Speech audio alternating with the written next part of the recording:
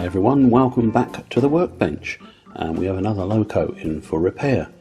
Now this loco has been waiting patiently for quite a long time. Those of you who regularly follow my channel will probably remember the Brighton bell repair. That was way back in June, and this loco was kindly given to me by my friend Chris, who I bought the Brighton bell from at the same time. So you don't often get given a free thing, and that was very kind of him indeed, and I'm very grateful. So we now need to take a look at this and try and get it running nicely. And here it is, a class 58 number 037 in EWS livery. Now this is quite a way outside my timeline. I do have the old Hornby 58001 in rail freight livery, which is just on the end of my timeline, but this fella, which is also Hornby, takes me, well, I suppose into the early 2000s. Let's see if it runs first of all. Ooh. A little bit hesitant. Yes, that's not great. Could just be dirty wheels. I really haven't looked at this yet. I do notice something poking out from under the doors here. Looks like a wire. So you can probably see what I'm seeing now, the yellow wire or something. So that's going to have to be sorted out. Suggests something's trapped inside. But otherwise it looks alright. They've got quite an interesting motor, as I remember. So let's get into it and see what we find. So just having an initial look, the wheels don't look too bad, to be honest. So the hesitation could be due to something else. It's been so long. Oh, we've got a loose battery box there. It's been so long since I worked on my 58 that I can't remember how it opens. I suspect it just pulls apart. So actually the way to get to the innards of the loco is to drop the bogies out just by flexing with a screwdriver, but the yellow wire is not connected to anything. So that's the first of our issues. Now we've got one of the, was it the Type 7 motor that Hornby produced, sitting there, all very unlubricated, and there's its gear chain going down, dry as a bone, so we're going to need to sort that out.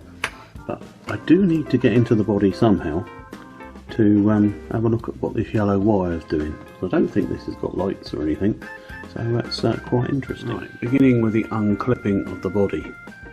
Can you see just here is the plastic glazing strip? Well, that clips to a clip that's on the black chassis there into it. So you have to ease that away, and then looks like there's side clips as well that need to be eased away. So the mystery deepens. So you basically have to work your way along, releasing the clips using a piece of old credit card down the side of the body. Now one broke, we shall find a way of fixing that. There's the black wire, but what have we got here? This looks like one of those confounded DC sealer things. So indeed it is a DCC thingamajig, and using my continuity tester we appear to have a chassis connection to the non-tyre fitted wheels, and then we would have the wire that goes straight back to the other bogie and picks up there. So it looks to me that there will be a connector between these 2 points. If you're seeing that on here, all these wires and things in the way. So I would imagine it goes just a little loop there, and then that goes back to the rear bogie. But it will all depend on which way it then wants to run. So I'm going to go ahead and strip out all this DCC stuff. If anyone wants one of these things,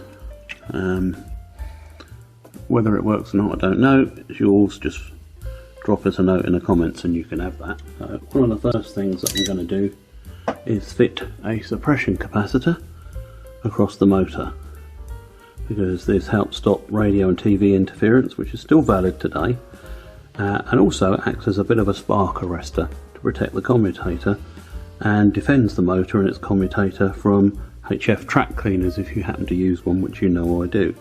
So definitely fit the suppression capacitor value, and you'll find that it's got 104 written on the front of it, which is just right. So I'm going to fit that. Okay, as I'd hoped, the earth from the pickup wheels on this bogie did go to the bottom terminal of the motor. Little capacitors in place, and the top wire, the brown wire from the back bogie will go up the top there. But I think what I'm going to do is service this little fella first and get it all cleaned and smooth as possible before I'll rewire it.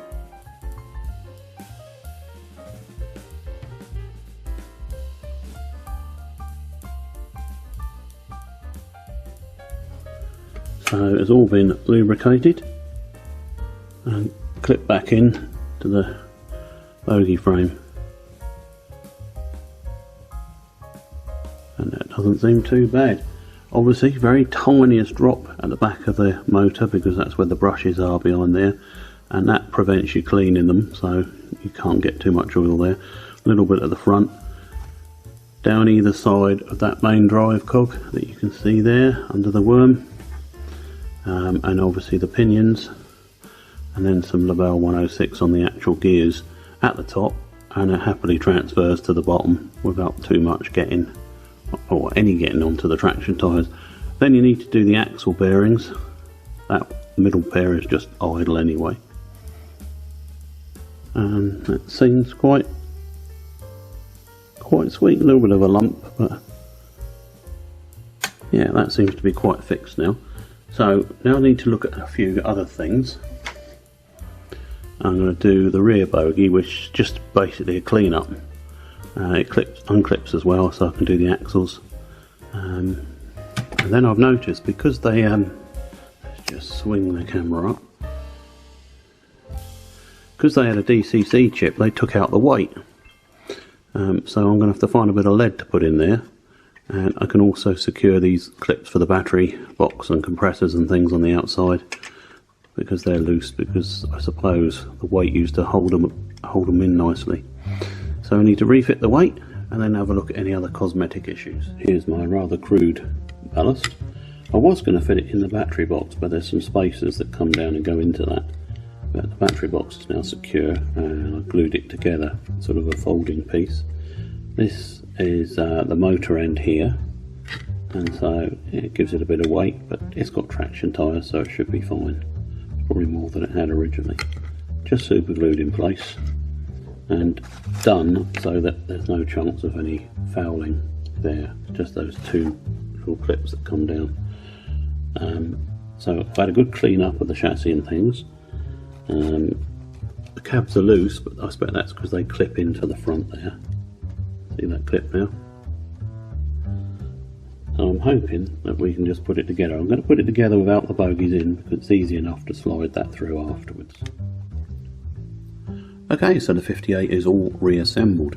Assembly is simply the reverse of what we did to take it apart. The bogies clip back in.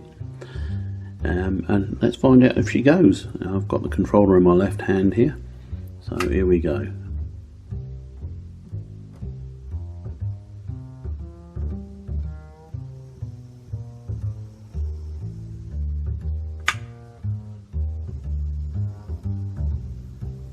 Well, that seems pretty good.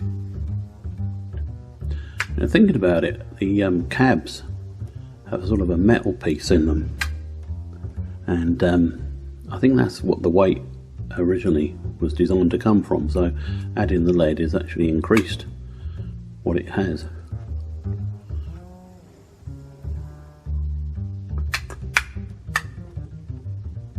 Very simple model.